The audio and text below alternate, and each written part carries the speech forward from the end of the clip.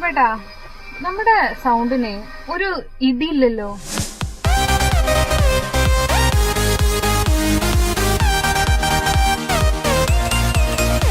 കൊച്ചുങ്ങൾ എന്നായാലും ആഗ്രഹം പറഞ്ഞ നമ്മളെ കൊണ്ട് പറ്റുവാന്നെ അതങ്ങ് സാധിച്ചു കൊടുത്തേക്കണം.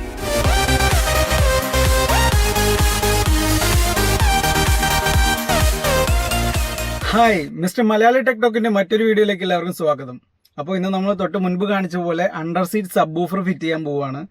പക്ഷേ അതിനു മുൻപ് എനിക്ക് നിങ്ങളോട് മറ്റൊരു കാര്യം പറയാനുണ്ട്. നമ്മുടെ ഹാർമൻ്റെ സൗണ്ട് സിസ്റ്റത്തിൻ്റെ റൈറ്റ് ഫ്രണ്ട് ഡോറിലുള്ള സ്പീക്കർ വർക്ക് ചെയ്യുന്നില്ല. അപ്പോൾ അതിൻ്റെ കാരണം അന്വേഷിച്ച് പോയി കഴിഞ്ഞപ്പോൾ നമുക്ക് മനസ്സിലായി അത് ആംബിൻ്റെ IC പോയിട്ടുള്ളതാണ്. അപ്പോൾ അത് പോകാനുള്ള കാരണവും ഇപ്പോൾ പിടികിട്ടിയിട്ടുണ്ട്.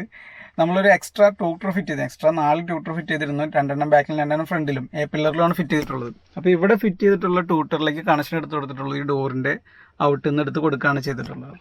അപ്പോൾ ഒരിക്കൽ ഈ ഡോറ് അഴിക്കേണ്ടി വന്നിരുന്നു. കാരണം അവിടെ ഒരു സ്ക്രാച്ച് പറ്റിയപ്പോൾ, സ്ക്രാച്ചുള്ള ഒരു ചിളക്കം പറ്റിയപ്പോൾ അത് നിവർത്താനൊക്കെ ആയിട്ട് അവർ സർവീസ് സെൻറ്ററിൽ തന്നെ ചെയ്തത്.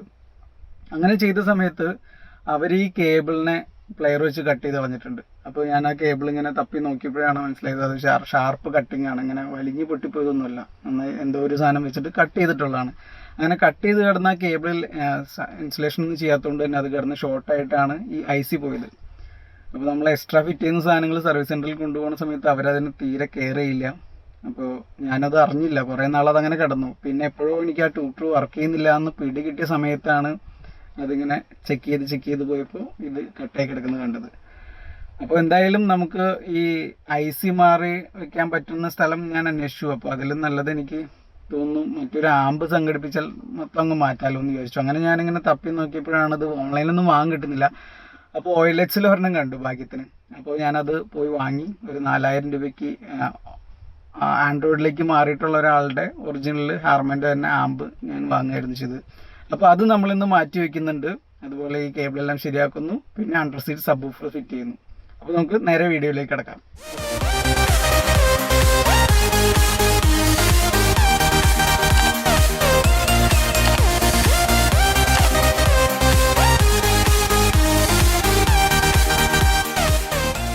അപ്പോൾ ഈ കാണുന്നതാണ് വേൾടെക്കിൻ്റെ 10 ഇഞ്ചിൻ്റെ അണ്ടർ സീറ്റ് സബ് വൂഫർ.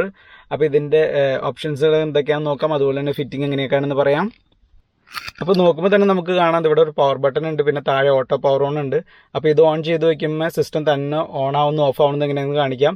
പിന്നെ ലോ പാസ് ഫിൽറ്റർ ഉണ്ട്, അതുപോലെ തന്നെ ബാസ് ബൂസ്റ്റ് ഉണ്ട്, അതുപോലെ തന്നെ ഇൻപുട്ട് ഗെയിൻ ഉണ്ട്. ഇത് റിമോട്ടിന് കൺട്രോളാണ്. പിന്നെ ഐ ലെവൽ ഇൻപുട്ടാണ്, നമ്മളിവിടെ ഐ ലെവൽ ഇൻപുട്ടാണ് കൊടുക്കുന്നത്. പിന്നെ RCAൻ്റെ ഇൻപുട്ട് കാണാൻ പറ്റും, ഇത് നമ്മൾ ഉപയോഗിക്കുന്നില്ല. പിന്നെ ഫ്യൂസ് കാണാം, ഇതാണ് നമ്മുടെ പവർ സോക്കറ്റ്. ഇവിടെ നമ്മൾ പ്ലസും ബാറ്ററിയുടെ പ്ലസും മൈനസും കൊടുക്കും. പിന്നെ ഒരു REM ഉണ്ട്, അത് നമ്മൾ കൊടുക്കുന്നില്ല. അതെന്താണെന്നുള്ളത് വഴിയെ പറയാം. നമ്മുടെ മെയിൻ ആമ്പ്, ഹാർമൻ്റെ ആമ്പ് മാറ്റണ കേസ് ഞാൻ പറഞ്ഞിട്ടില്ല, അപ്പോൾ അത് ഞാൻ മാറ്റി വയ്ക്കുകയാണ്. ഈ കാണുന്നതാണ് ഹാർമൻ്റെ ആമ്പ്.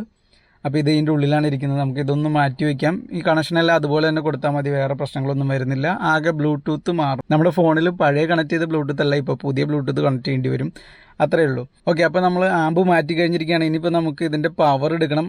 ഞാൻ വേൾടെക്കിൻ്റെ തന്നെ ഒരു വയറിംഗ് കിറ്റ് എടുത്തിട്ടുണ്ട്. ഈ വയറിംഗ് കിറ്റിന് 1500 രൂപയോളം വന്നിട്ടുണ്ട്. അതിൽ താഴെയും വരും. ഇവിടെ ഇപ്പോൾ ഇത്തിരി വില കൂടുതലാണെന്ന് തോന്നുന്നു. ഓക്കെ, അപ്പോൾ ഈ ഇതിൽ നമുക്ക് ഫ്യൂസ് അടക്കം എല്ലാം വരുന്നുണ്ട്. അപ്പോൾ ഇതിന് ബാറ്ററിയിൽ നിന്ന് പ്ലസ് ടെർമിനൽ നമ്മൾ എടുത്ത് കൊണ്ടുപോവാണ്. ഇവിടെ ഫ്യൂസ് കണക്ട് ചെയ്ത് വെച്ചിട്ട് എടുക്കുകയാണ്.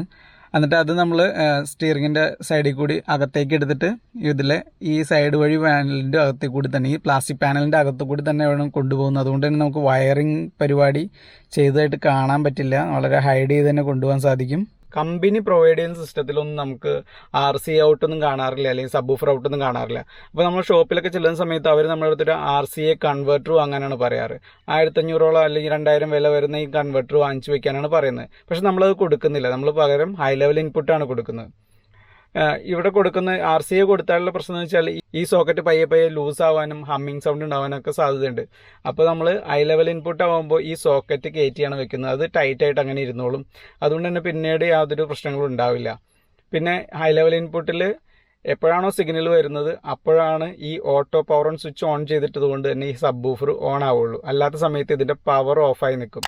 അപ്പോൾ ബാറ്ററി അനാവശ്യമായിട്ട് യൂസ് ചെയ്യില്ല. എപ്പോഴാണ് നമ്മൾ സിസ്റ്റം ഓൺ ചെയ്യുന്നത് അപ്പോൾ സബ് വൂഫർ ഓൺ ആവുകയും സിസ്റ്റം ഓഫ് ചെയ്യുന്നതനുസരിച്ച് സബ് വൂഫർ ഓഫായി കിടക്കുകയും ചെയ്യും. നമ്മുടെ ആമ്പിൻ്റെ ബാക്കിലുള്ള പോർട്ടിൽ നിന്ന് രണ്ട് ലെഫ്റ്റും റൈറ്റിലേക്കുള്ള സ്പീക്കറിൻ്റെ ഔട്ടുകൾ ജമ്പർ ഇട്ട് കണക്ട് ചെയ്തെടുക്കുകയാണ് നമ്മൾ ചെയ്യുന്നത്. അപ്പോൾ നമ്മുടെ വയറിംഗ് ഒക്കെ കഴിഞ്ഞിട്ട് നമ്മൾ കേബിളെല്ലാം ഇതിൻ്റെ ഉള്ളിൽ ഒതുക്കിയിട്ട് പാനൽ റീസെറ്റ് ചെയ്യാണ്. നമ്മൾ ഈ സീറ്റിൻ്റെ അടിയിൽ നിന്ന് ഈ ബോൾട്ടിൽ നിന്നാണ് നമ്മൾ നെഗറ്റീവ് ടെർമിനൽ എടുക്കുന്നത്.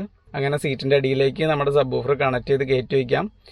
അപ്പോൾ വളരെ നീറ്റായിട്ട് ഇരിക്കുന്നുണ്ട്. നമ്മൾ ബാക്കിൽ നിന്ന് നോക്കിയാൽ തന്നെ ഇത്രയും സ്പേസിൽ അത് ഒതുങ്ങിയിരിക്കുന്നുണ്ട്, നമുക്ക് ഒരു ഡിസ്റ്റർബൻസ് ഉണ്ടാവുന്നില്ല. അതുപോലെ തന്നെ ഇത് ഞാൻ വെറുതെയാണ് വെച്ചിട്ടുള്ളത്. ഇതിൽ പ്രത്യേകിച്ച് ഞാൻ ഒരു സ്ക്രൂ ഒന്നും ചെയ്തിട്ടില്ല. നല്ല വെയിറ്റ് ഉള്ളൊരു സബ് വൂഫറാണ്, അതുകൊണ്ട് തന്നെ പെട്ടെന്നൊന്നും അതിനൊരു അനക്കവും തട്ടുന്നില്ല, ഒരു വൈബ്രേഷനും ഉണ്ടാവുന്നില്ല. അപ്പോൾ ആദ്യം തന്നെ ഞാനിതൊന്ന് ഓഫ് ചെയ്തിട്ടുള്ള ഓഡിയോ കാണിക്കാം, അതിനുശേഷം ഇത് ഓൺ ചെയ്തിട്ടുള്ള ഓഡിയോ എങ്ങനെയാണെന്ന് കേൾക്കാം. അപ്പോൾ നിങ്ങൾ ആദ്യം തന്നെ ഹെഡ്സെറ്റ് വെച്ചിട്ട് വേണം ഇത് കേൾക്കാൻ, എന്നാലാണ് ഇതിൻ്റെയൊക്കെ സൗണ്ടിൻ്റെ വ്യത്യാസം മനസ്സിലാവുള്ളൂ. We'll go.